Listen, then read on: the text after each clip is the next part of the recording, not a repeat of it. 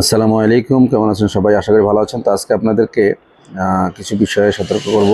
বিষয়গুলো সৌদি আরবে আসলে ইদানিং এত পরিমাণে স্ক্যাম হচ্ছে, যেগুলো আসলে আগামীতে সৌদি আরবে মানে বসবাসের উপযোগী থাকবে কিনা সেটা নিয়ে সন্দেহ দেখা দিয়েছে। তো আমি আপনাদেরকে কয়েকটি বিষয় এই মুহূর্তে সতর্ক করব। যেমন এক নম্বর হচ্ছে, এই দেশে আমাদের বাংলাদেশি কিছু বিপদগামী ভাইয়েরা যে কাজগুলো করছে, তারা অপহরণের মতো খারাপ কাজ যেগুলো বাংলাদেশে আগে চলতো, সেই কাজগুলো এখানে হচ্ছে এখন।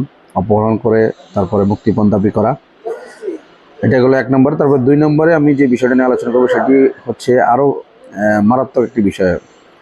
তো আমি গতকাল আমাদের দোকানে একটা কাস্টমার, উনি বাংলাদেশি, উনি বলছেন উনি বাসা থেকে মাত্র বের হয়েছেন, সাথেই একজন পুলিশের গাড়ি করে এসে একজন পুলিশ সদস্য, কিন্তু উনি বলছেন যে পুলিশ সদস্য না, হয়তো পুলিশের পোশাক পরা একজন অন্যায়কারী। তো উনি ওনাকে বলছেন আকামা দেওয়ার জন্য। তো উনি আকামা দিচ্ছেন, আকামা দেওয়ার পরে বলছেন যে ঠিক আছে গাড়িতে ওঠা। তো গাড়িতে ওঠায়া এরপর মোবাইলটাও নিয়ে নিছে, মোবাইল নিয়ে নিছে এবং কি তার টাকা পয়সা যা ছিল মানিব্যাগ সহ সব নিয়ে গেছে। এরপরে সামান্য একটু ঘুরাই তারপরে ওনাকে গাড়ি থেকে নামিয়ে দিয়েছে। এরপরে তিন নম্বরে যে সমস্যাটা, এটি হচ্ছে আরও আসলে কি বলবো, এক একটা স্ক্যামের থেকে এক একটা স্ক্যাম আপনি শুনলে হয়তো আপনার চোখ কপালে উঠে যাবে। তো তিন নম্বরে এটি হচ্ছে যারা বিভিন্ন ব্যবসার সাথে জড়িত। যেমন আমাদের দোকানেও কিন্তু আমি কিছুদিন আগে একটা ভিডিও করেছিলাম যে আমাদের পস মেশিন থেকে 2700 রিয়াল একটা মানে আগের রিসিপ্ট বের করে আমাদেরকে মানে বোকা বানিয়ে টাকাগুলো নিয়ে গেছে। তো সেম আরও একটি সমস্যা দেখা দিয়েছে, এটা হচ্ছে দুইটা আইফোন আমাদের পাশের দোকান থেকে দুইটা আইফোন নিয়ে বলছে যে ব্যাংকে টাকা ট্রান্সফার করবে।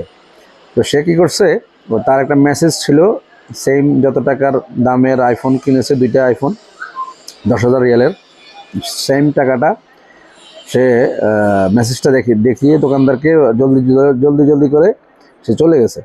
তো এখানে সচেতনতার বিষয় হলো আপনারা সাবধান থাকতে হবে। মানে কাস্টমার তো অনেক সময় তাগাদা করবে, মানে সে বলবে যে আমাকে জলদি করে দিয়ে দাও, আমার যেতে হবে, আমার ফ্লাইট আছে, সফর আছে। কিন্তু তবুও কিন্তু আপনি সবসময় আগে চেক করবেন যে বিষয়টা কতটুকু সত্য সে বলছে। কারণ টাকাটা যদি ট্রান্সফার না হয় আপনার অ্যাকাউন্টে, তাহলে তো তাকে মোবাইল দেওয়ার কোনো প্রশ্নই আসে না। সেম আমাদের যে পস মেশিনে যে ঘটনা ঘটেছে, এটাও আমাদের কিছু দুর্বলতা আছে।